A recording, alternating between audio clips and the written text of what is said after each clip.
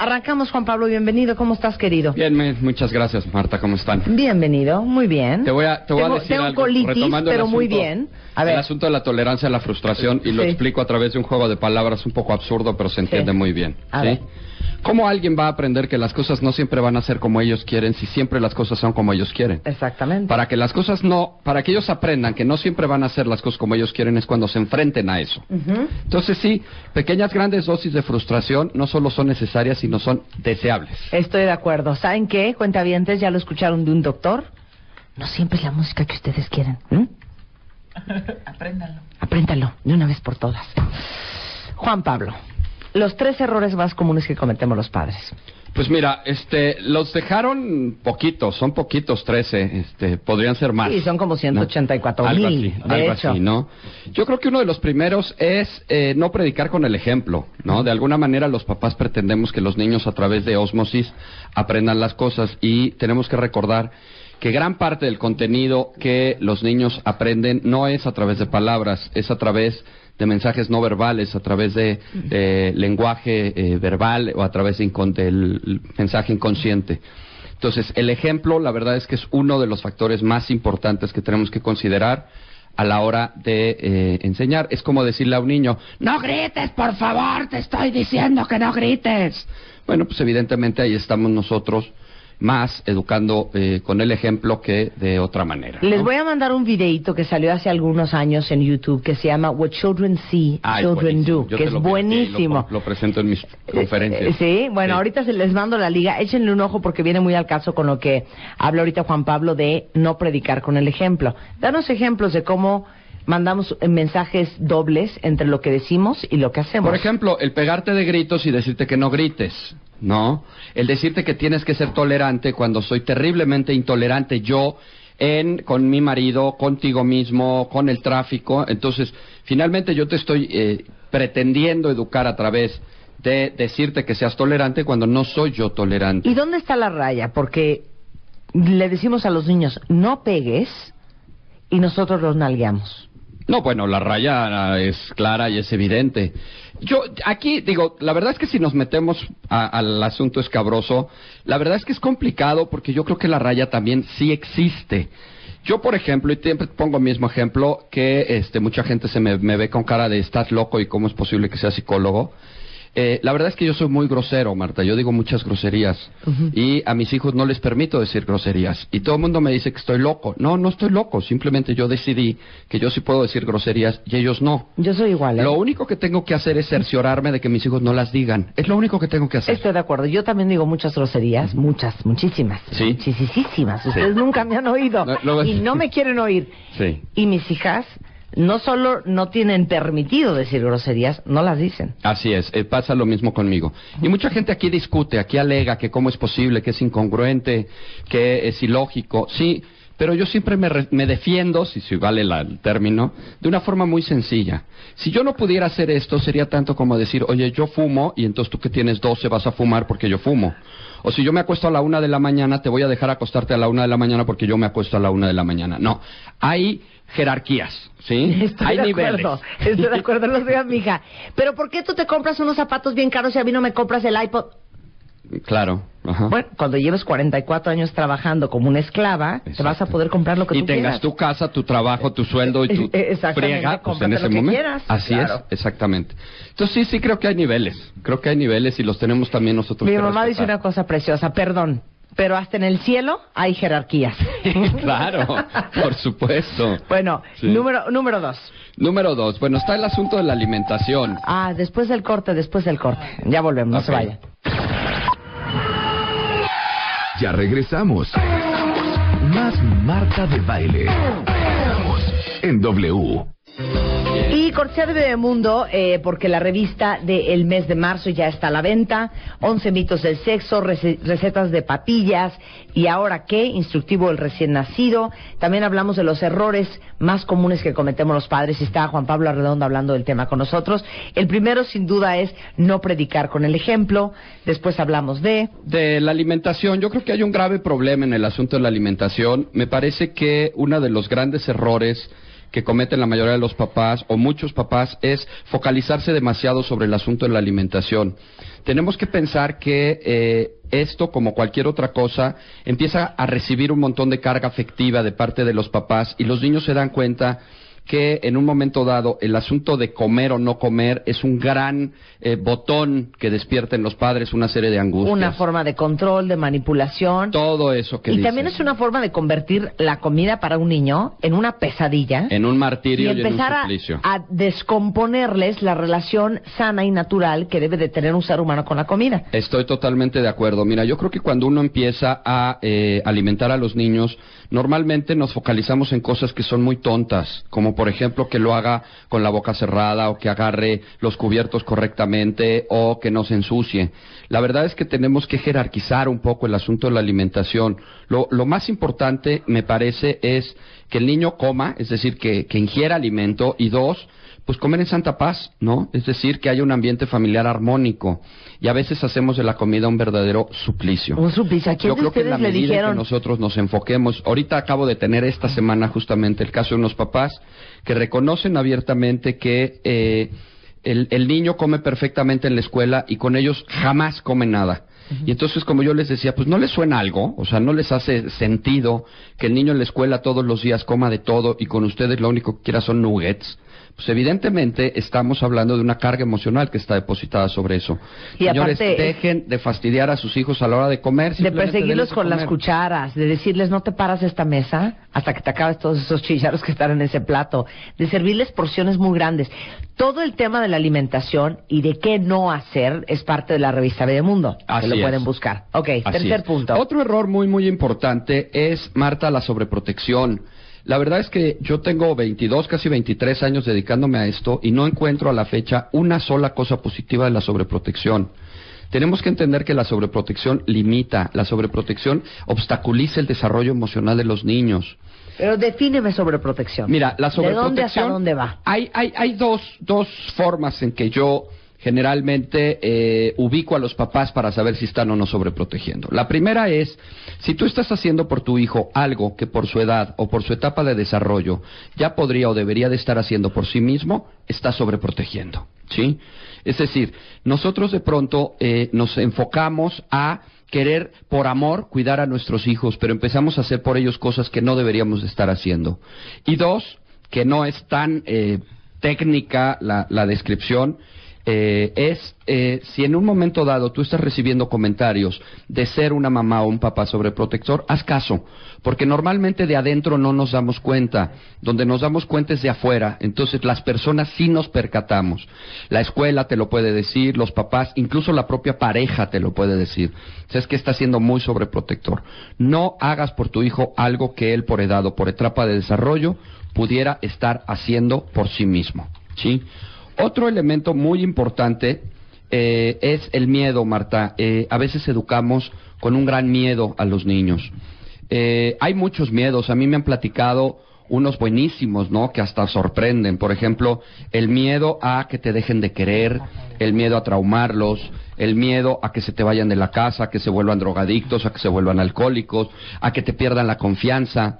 Yo el otro día tuve unos papás que me decían que les costaba mucho trabajo ponerle límites porque tenían miedo de que tuviera un embarazo no deseado la niña.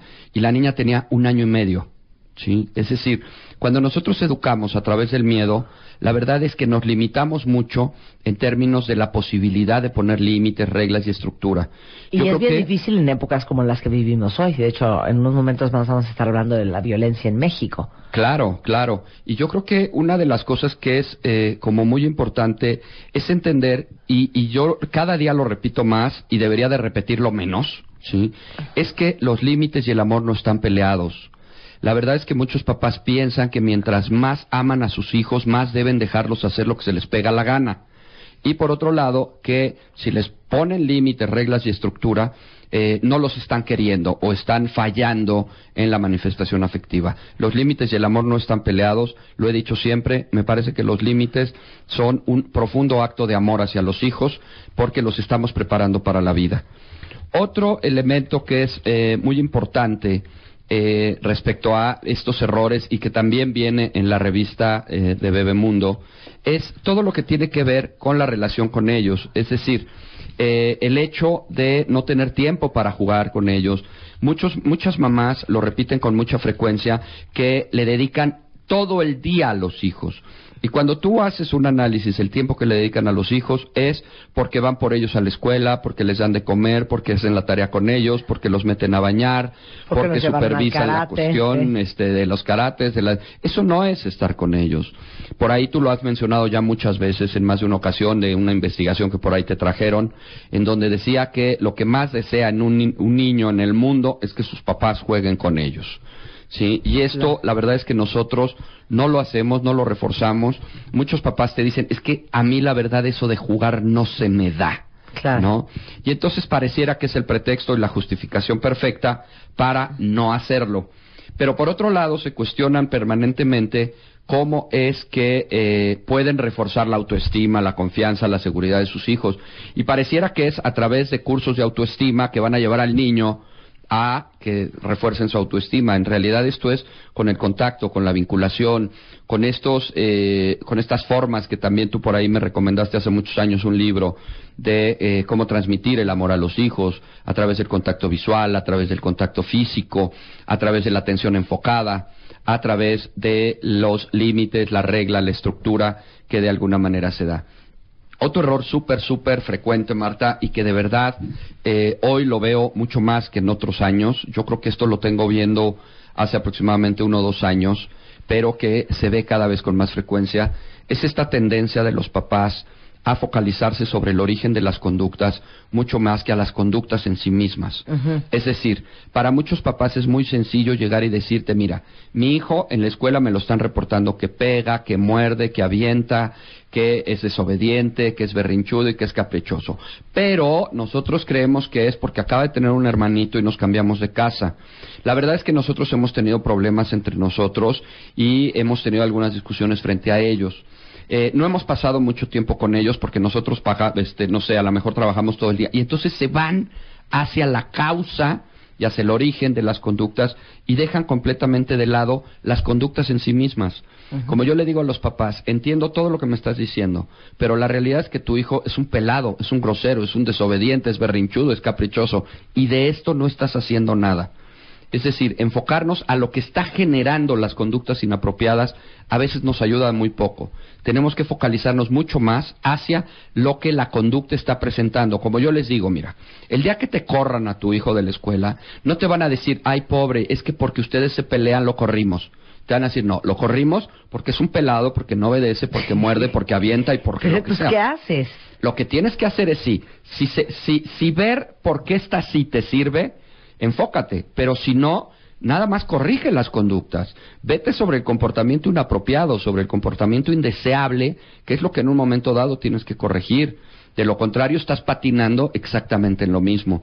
Y así es como llegan los papás, intentando mover los orígenes de las conductas, que además, dicho sea de paso, no mueven nada, porque claro, se siguen peleando entre ellos. Sí. El cambio de casa siguió siendo, el hermanito sigue ahí. Y sigue siendo madre soltera, ¿eh? Y sigue siendo madre soltera, ¿sí? Pero es que, ¿sabes por qué?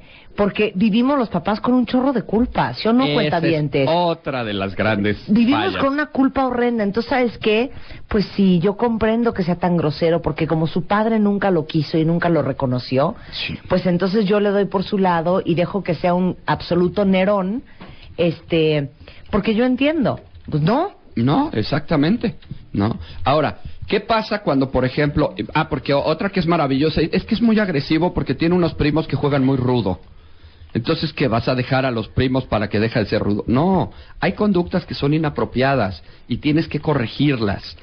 Ahora, esto de corregir forzosamente tiene que recargar en un tema que es importantísimo y es parte de las fallas que hoy presentan los papás y que no estamos manejando correctamente, que es el hecho de la contención, Marta.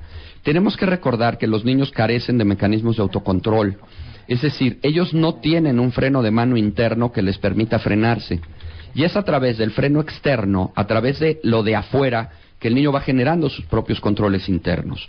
Si no hay un control externo en el niño se desboca. la contención no es otra cosa que lo que le permito y no le permito a un niño.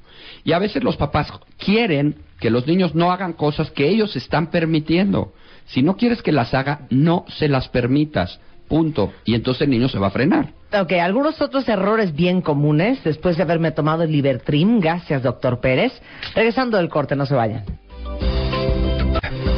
11:03 de la mañana en W Radio. Estamos hablando con Juan Pablo Arredondo y me da mucho gusto que estén retuiteando lo que estamos tuiteando nosotros. Los errores más comunes que cometemos los padres y que aparte somos preciosos, porque tenemos 723,000 razones para disculparnos y justificar nuestra falta de constancia, de congruencia, de límites, de estructura, etcétera, etcétera, etcétera. Todo el tiempo. Este es parte de la tendencia, pues. Aquí pareciera que la consigna es ver quién tiene más pretextos para hacer las cosas mal.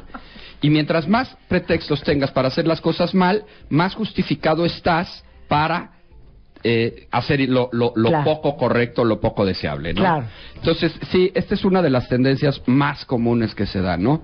Otra cosa que, hablando de los mismos errores, nosotros muchas veces como papás nos estamos enfocando mucho más a la corrección de comportamientos inapropiados que hacia el reforzamiento de comportamientos apropiados. A ver, danos es decir, un ejemplo. Nosotros nos vamos y nos enfocamos más a corregir lo malo que a estimular o reforzar lo bueno.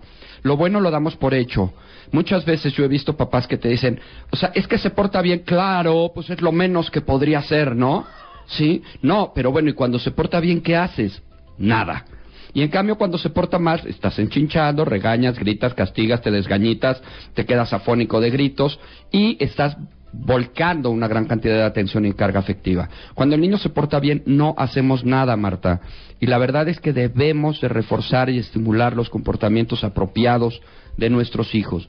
Tendríamos que tender más a educar, reforzando lo bueno que corrigiendo lo malo. Claro. ¿Sí? Y esto es una tendencia que tiende a modificar las actitudes negativas hacia las actitudes positivas. Hay un dicho que yo adoro, que ahorita les explicamos la profundidad de esto, que dice, tell your children that they are what you want them to be.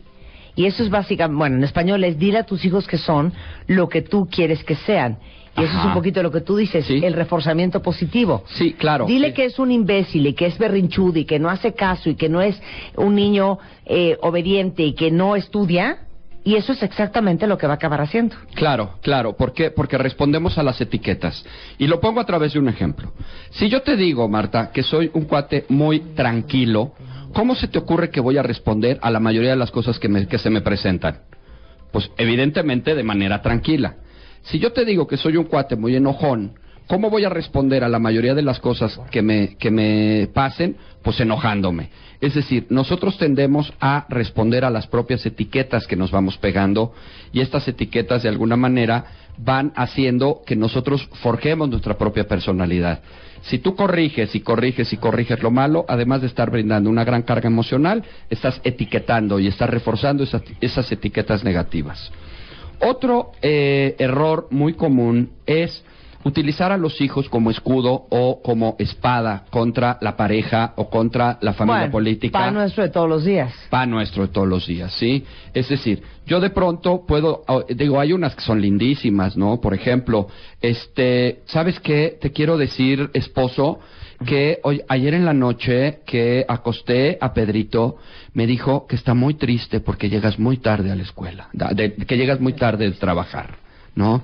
Claro, ahí lo que está haciendo es decir lo que ella quiere decir a través del hijo, ¿sí? O vele a decir a tu padre que me pague no sé qué, o que me dé dinero para no sé qué, o que necesite ir a una reunión de la escuela, en fin, estamos todo el tiempo utilizando a los hijos como un escudo o como una espada, claro, para atacar al otro o para defenderme del otro. Como moneda, ¿sí?, de cambio. Así es. Entonces, esto también se considera uno de los graves problemas. Como lo dijiste el día que hablamos sobre el tema del divorcio aquí en el programa. ¿Ustedes quieren darle en la torre a un hijo? Hagan eso. Sí, por supuesto. Síganlo usando en contra de él. Y además, ¿sabes qué es lo más curioso, Marta? Que los papás te dicen, los dos, siempre, que lo que menos quieren es hacerle daño a sus hijos. Sí, y es justamente lo que terminan haciendo, claro, de manera como muy importante. Otra cosa y que va muy ligado a este asunto de focalizarnos sobre lo malo y no sobre lo bueno, es, antes, Marta, la forma de educar a los chavos, la forma de educar a los niños, era a través de evitarle lo que se conocían como los factores de riesgo. Es decir, te evitaban juntarte con determinadas personas, o que fueras a determinadas fiestas, o que fueras a determinados centros. ¿Por qué? Porque ahí existía el riesgo. Hoy por hoy sabemos que los riesgos están contaminados en todos los ambientes. Ya no podemos evitarle a nuestros hijos los factores de riesgo. Por lo tanto, ahora lo que tenemos que hacer es estimular y reforzar los factores de protección. En la medida en que yo refuerce los factores de protección en mis hijos, estoy haciendo una buena labor. ¿Cuáles son estas? Voy a decir 3 o 4 de los más importantes, aunque son más. Yo creo que el primero y más importante factor de protección en un hijo es la autoestima. ¿Por qué? Porque nadie que se quiere lo suficiente se va a hacer daño. Nadie que se quiere lo suficiente se va a exponer a cosas negativas, o se va a dejar influenciar por otros, o va a hacer actos indebidos nada más por pertenecer. Entonces, la autoestima es un gran factor de protección. Otro factor de protección muy importante es un ambiente familiar armónico. Tenemos que entender que los chavos tiran para donde se sientan más seguros y confiados. Si un niño se siente bien en su casa, cuando tenga un problema, lo primero que va a hacer es correr hacia su casa. Si un niño no se siente bien en su casa, lo primero que va a hacer cuando tenga un problema es correr hacia la calle. Y en la calle es donde están evidentemente todos estos riesgos. Otro factor importante de protección es la comunicación, es la cercanía con nuestros hijos, conocer a nuestros hijos, ver con quién están. Otro factor de protección son las redes de apoyo. Hoy por hoy, por ejemplo, los niños y sobre todo los jóvenes están muy en contra de las redes de apoyo, en donde te pido que me des el teléfono de con quién vas, de quién mamá los va a llevar, quién mamá los va a recoger, con quién se está llevando a nuestros hijos, hablar en las escuelas sobre los problemas que se están presentando. Y los hijos generalmente se rehúsan a tener esta red de apoyo.